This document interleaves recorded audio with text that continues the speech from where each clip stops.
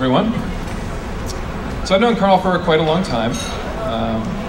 Known him since I moved to Pennsylvania in the 9th grade. We met as far as I can remember in math class and quickly became friends. And I remember one of the first times I went over sort of on an outside of the school trip. My dad drove me over to Carl's house and we played Axis and Allies. Which, if you're not familiar with that, it's kind of a board strategy game, takes all day. It was quite a bit of fun. And as we went on through high school, I really fell in very close with Carl's circle of friends. And we grew close together, but they were all a year ahead of me, and in 1988, they were graduating from high school and heading off to all their different colleges. And Carl was very adamant that we all stay close together, even though we were going off to very different experiences that we were going to have. We needed to stay friends. And so Carl put together this club. He called it the Damn It Nick Club. I don't remember what that stands for, but I still have the printout in dot matrix forms. This very elaborate, many pages of instructions and responsibilities, and if you know Carl, you can understand this. But I have to say it worked pretty darn well, because we did in fact stay together, and 20 years later, many of those same people are here today to celebrate Carl's wedding, which is really great.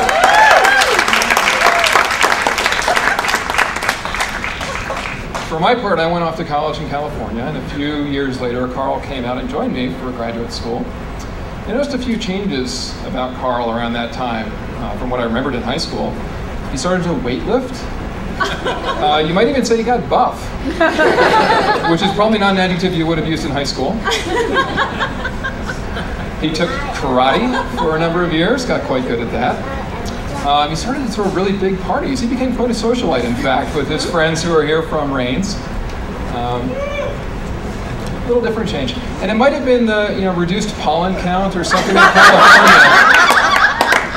But he became more adventurous and outdoorsy. He started to go skiing, and pretty soon we took up rock climbing quite avidly, which, as was pointed out, is maybe a significant factor that led us here today.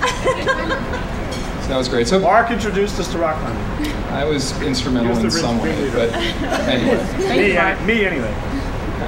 So despite all these changes, there are certain characteristics of Carl that have stayed the same since when I knew him back in high school. He is one of the most dedicated and devoted friends you could possibly imagine. He's just always there for you. Always just a great guy to talk to help you out. Anything you need, Carl is there. And you can always count on him. He's also one of the smartest and most analytic people that I know. You might almost say nerdy. I wouldn't necessarily say that. I mean, he is into Blake Seven and Doctor Who, and chess, and Go, strategic board games, poker games that have incredibly insane rules sometimes. But lots of people are into those things. So that's fun.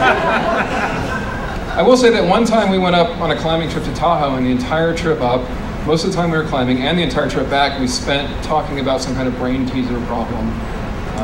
The entire time, but because people do that. Anyway, so there were those things that stayed the same. There were some things that changed. There were a number of changes that happened after Carl met Kirsten that I noticed. It was sometime around 2004. We were driving in the car. Carl was in the passenger seat recounting some climbing trip he had just been on. And he mentioned that he had met someone on the trip. It was a girl. She climbs. And I think it was subconsciously, but he was excitedly bouncing a water bottle up and down his lap, and his legs were kind of going up and down. He was actually giddy. This is not an adjective I would have thought of, associated with Carl before that. I would say he's also more happy and relaxed and just generally at ease. I mean, it's not to say he wasn't happy and relaxed before. As he mentioned in his vows today, he's always been happy. He's just much more happy now. And I think Kirsten is a great part of that. I think it's some big piece of his life that's finally fallen into place. And you can be surprised. Kirsten is great. We've known her since roughly shortly thereafter. She is fun. She's funny. She is free-spirited, adventuresome. So many. The list goes on and on. In fact, Carl took her back to the East Coast, introduced her to all my friends, all of our friends. And one of our friends, for about an entire year, I think, before he proposed, would text you every week with the question, have you asked her yet? They see right there.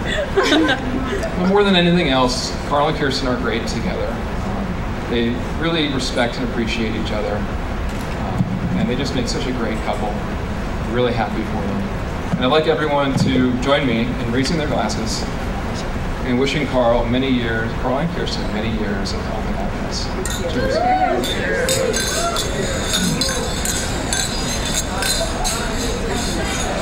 Cheers.